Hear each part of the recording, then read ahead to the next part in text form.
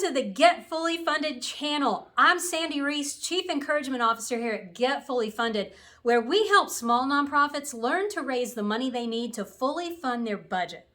I am here to help you master the art and science of fundraising tip by tip, and I've got a really good one for you today. But first, be sure to subscribe and hit that notification bell so that every time we upload a new piece of content, you're the first one to know. All right, let's get to this week's tip.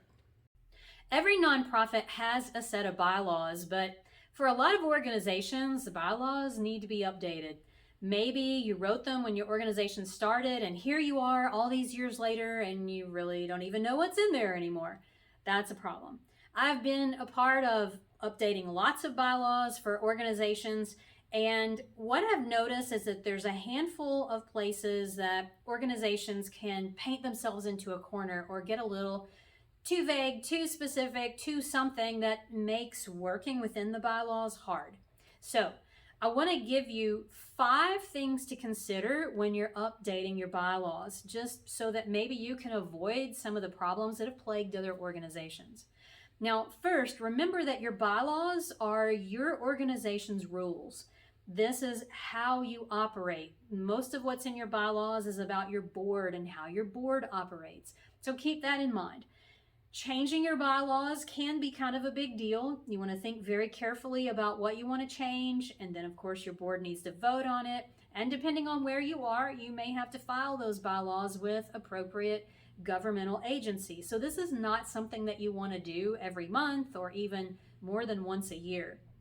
Normally, I recommend changing the bylaws or updating them as needed or about every 3 to 5 years, just as your organization changes. If you write them so that they support you well, you don't need to do it that often. Okay, so back to the 5 things. Here's some common areas where I see people get into a lot of trouble. Number 1 is term limits. Your board members should have term limits outlined in your bylaws that state how long they can be a board member. I can't tell you how many organizations call us for help and they say, well, we have board members that have been on the board for 30 years. That tells me something. That tells me we're going to have some issues because people are creatures of habit.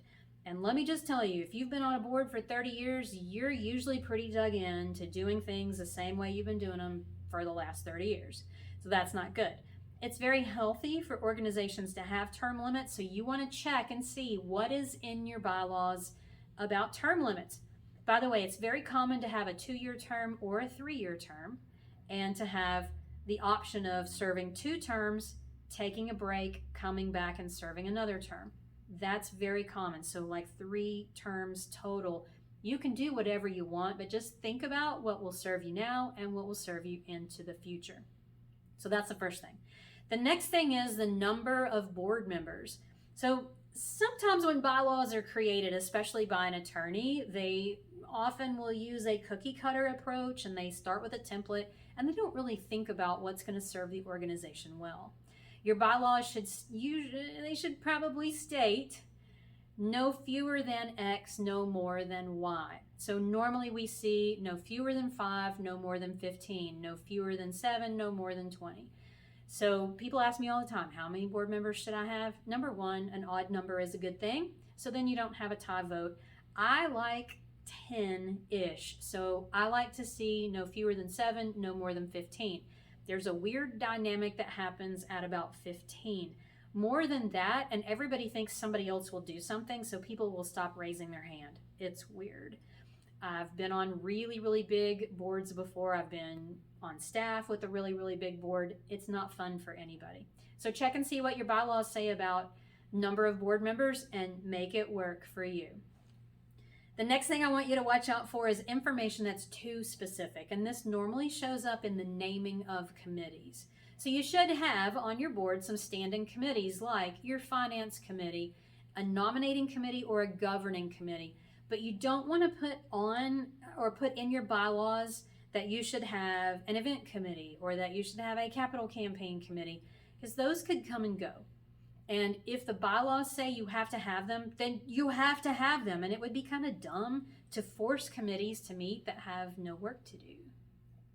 So I would keep anything ad hoc out of the bylaws, and you can include that the standing committees are finance, executive, governance, and other committees will be created and serve at the discretion of the board. That's a great way to word that. So that's the next thing. Also, make sure your bylaws address whether or not you can take a vote by email. That's an important one, especially in today's world. Not everybody can make an in-person meeting. A lot of people are meeting by Zoom, and you need to have spelled out if it's okay to take a vote by email and how that works.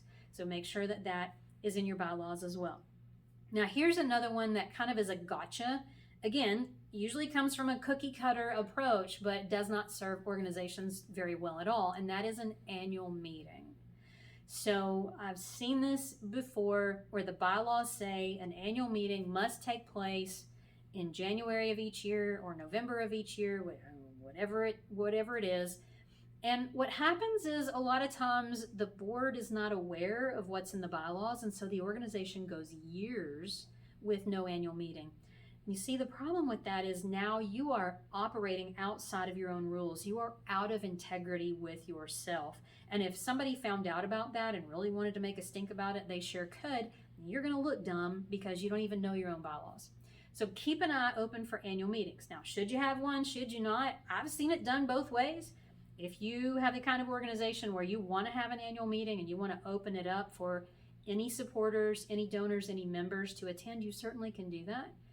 Sometimes an annual meeting is stated in the bylaws as a time for voting in new board members, electing board officers, and those kinds of things. So that's totally okay.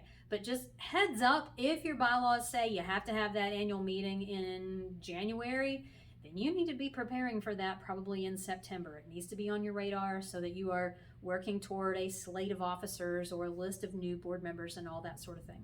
So there you go. Those are some areas that you want to pay attention to when you're updating your bylaws so that you don't wind up with problems later. If you like this video, there's plenty more where this one came from.